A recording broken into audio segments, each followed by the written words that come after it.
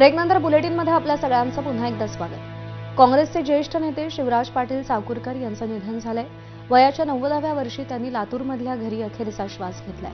गेल्या काही दिवसांपासून ते आजारी होते।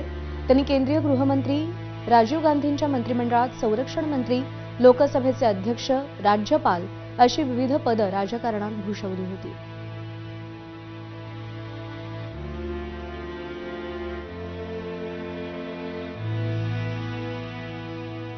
दरम्यान शिवराज पाटील चाकूरकर यांचा ग्राफिक्सच्या माध्यमातून परिचय करून घेऊया।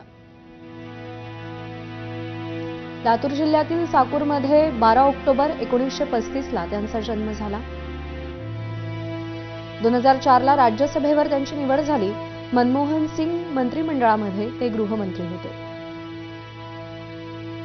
2007 मध्ये राष्ट्रपती पदासाठी त्यांच्या नावाची चर्चा होती, पण डाव्यांनी त्यांच्या नावाला विरोध केला। 1991 ते 1998 दरम्यान ते लोकसभेचे अध्यक्ष होते।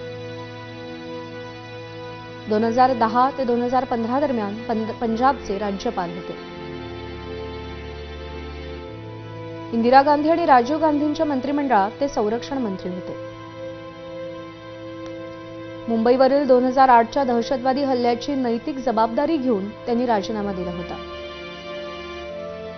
हैदराबादच्या उस्मानिया विद्यापीठातून त्यांनी विज्ञान शाखेची पदवी घेतली होती।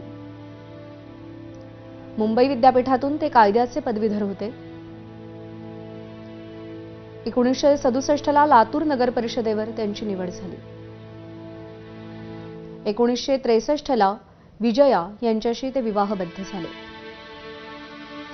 1972 आणि 1978 अशा 2 वेळा ते लातूर शहराचे आमदार होते।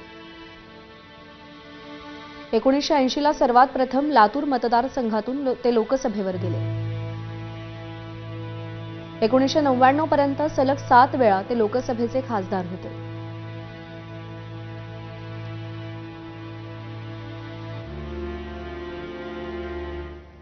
तर शिवराज पाटील चाकूरकर यांना एबीपी माझाची श्रद्धांजली आणि बुलेटिनमध्ये एक छोटासा ब्रेक।